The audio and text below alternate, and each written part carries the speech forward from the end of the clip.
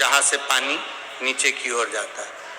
शंकर भगवान के 13 बच्चे हैं, 13 की 13 बच्चे शिव जी का संपूर्ण परिवार, 33 कोटि देवता, 64 योगनियां, सब शिवलिंग के आसपास में।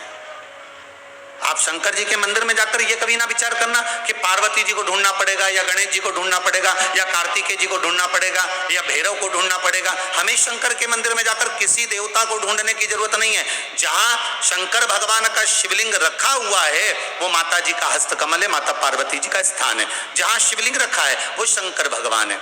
जहां जलाधारी है उस जलाधारी के पास में जहां पानी बहता है बीच में अशोक सुंदरी का स्थान है। जहां से पानी बह रहा है उसका राइट भाग वहां गणेश जी का स्थान है, लेफ्ट भाग कार्तिकेय जी का स्थान है। शंकर भगवान के ऊपर जो जल गिर रहा है वो शंकर भगवान की 5 लड़कियां जया, विषहरा, शामलीबारी, दौतली, देव, ये शंकर जी की 5 बेटियां ऊपर हैं। जहां से पानी बहकर उस निकासी से जहां नाली बनी रहती है, पानी जहां से निकलकर बाहर मंदिर के जा रहा है वो 33 कोटि देवताओं का स्थान है। इसलिए सारे मंदिरों की परिक्रमा हो सकती है पर शंकर जी के मंदिर की परिक्रमा नहीं करते, क्योंकि वो जल जो जा रहा है वो 33 कोटि देवताओं का स्थान है, उसको हम लांघ नहीं सकते।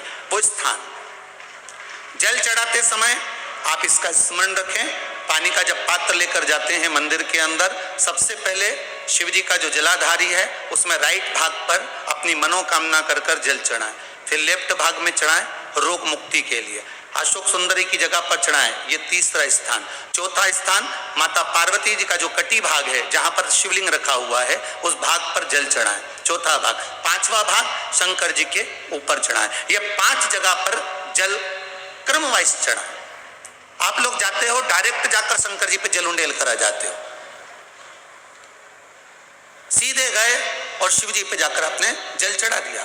हमारे यहाँ शास्त्र कहता है जैसे अपन देवताओं की पूजन करते हैं तो पंडित जी सबसे पहले पूजन किसकी कराते हैं? जम के बोलो जरा, गणेश जी की। गणेश जी के बाद पूजन कराते कराते कराते कराते कराते कराते आगे के सारे देवता कराते कराते कराते कराते फिर मूल पूजन पर पहुंचते हैं। आप डायरेक्ट मूल पूजन पे पहुंच जाते हो। और सरल भाषा में समझ लो, जितनी सरल भाषा में समझोगे ना उतना अपने जीवन में उतर जाएगा। इस छत के ऊपर आपको चढ़ना है, निशानी रखी है,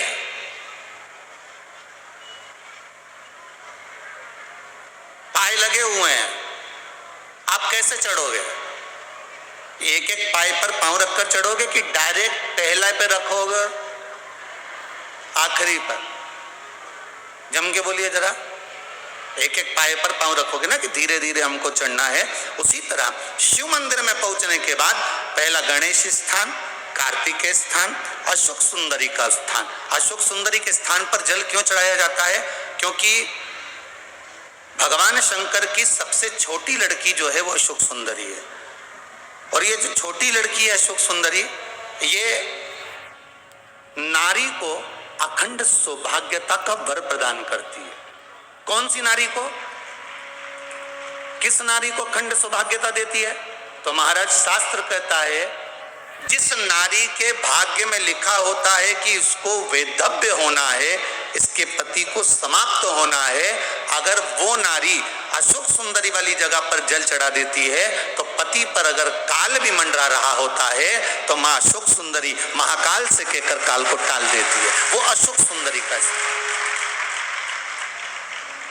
वो माता अशोक सुंदरी का स्थान।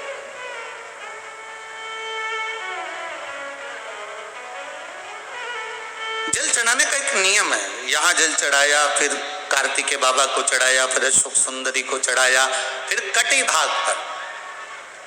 ये कटी भाग बड़ा विशेष भाग है महाराज, बहुत बहुत ध्यान दीजिएगा।